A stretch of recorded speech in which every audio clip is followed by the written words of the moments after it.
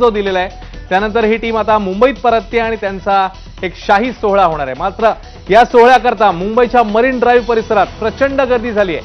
Wankhede stadium जिकडे हाकेच्या अंतरावर आहे त्या वानखेडेमध्ये प्रचंड गर्दी असतानाच हे मुंबईतला मरीन ड्राईव्ह परिसर जिकडे दोन समुद्र सध्या बघायला मिळतात, एक आहे जलसागर एक आहे जनसागर। कारण प्रचंड मोठ्या प्रमाणात चाहत्यांची गर्दी आपल्याला बघायला मिळते, ट्रॅफिक जॅम झालेला आहे आणि त्याच वेळी मोठ्या प्रमाणात आपल्या हिरोंना पाहण्यासाठी ती विजयी मिरवणूक डोळ्यामध्ये मनामध्ये साठवण्यासाठी हे चाहते मरीन ड्राईव्ह आणि परिसरात जमलेले आहेत।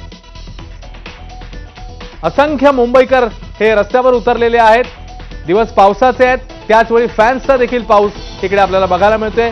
एकीकडे वानखेडे स्टेडियम हाऊसफुल तर दुसरीकडे मरीन ड्राईव्हचा पूर्ण क्वीन्स नेकलेस ज्याला म्हणतात तो देखील आता हाऊसफुल झालेला पाहायला मिळतोय।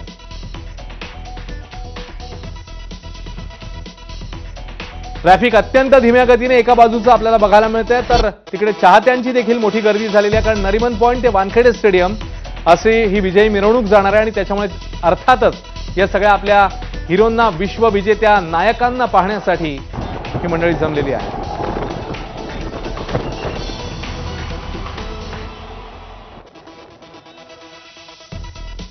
अक्षय भाटकर आपल्याला ताजी अपडेट देतील। अक्षय, पाऊल ठेवायला जागा नाहीये तिकडे। अक्षय,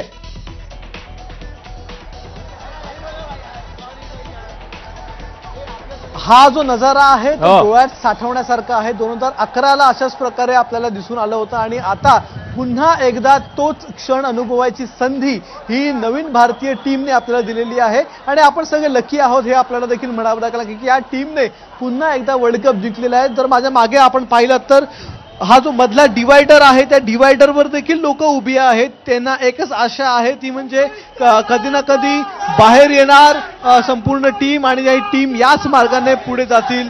इथून जर आपण पाहिलं तर आता देखील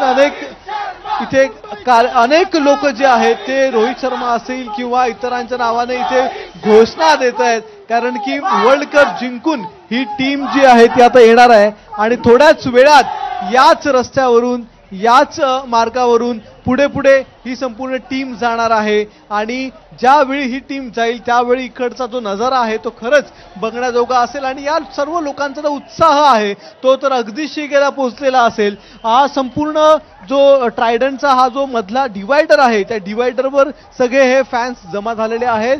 त्याचबरोबर आपला जो क्वीन्स नेकलेस आहे त्या क्वीन्स नेकलेसवर देखील इतक्याच मोठ्या प्रमाणात गर्दी झाली आहे।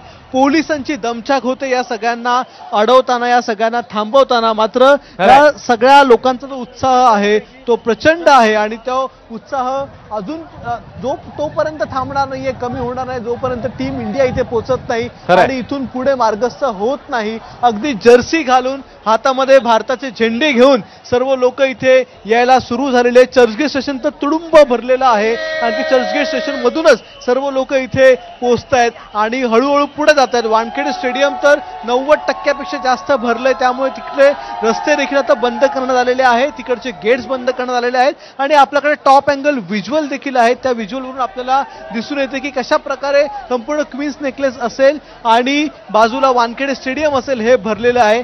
हा नजारा जो आहे तो अभूतपूर्व आहे आणि हे अनुभवण्यासाठी याच क्वीन्स नेकलेसच्या इथे यायला हवं, प्रत्येकाने यायला हवं आणि प्रत्येक मुंबईकर आज आपले सगळे काम धंदे सोडून भर पावसामध्ये इथे क्वीन्स नेकलेसच्या इथे म्हणजे नरिमन पॉइंटला इथे दाखल झालेला आहे। सगळे फॅन्स आपण बघतोय ज्यांनी काही दिवसांपूर्वी वर्ल्ड कपचा जो आहे तो आनंद लुटला। वर्ल्ड कप मध्ये ज्यावेळी इंडिया अक्षय त्यावेळेचे उत्साह जो आहे त्या दिवशीचा म्हणजे 29 जूनचा जो उत्साह आहे तोच आज आपल्याला या फॅन्सच्या मध्ये पाहायला मिळतोय। याचं कारण आपल्या हिरोंना ते बघणार आहेत।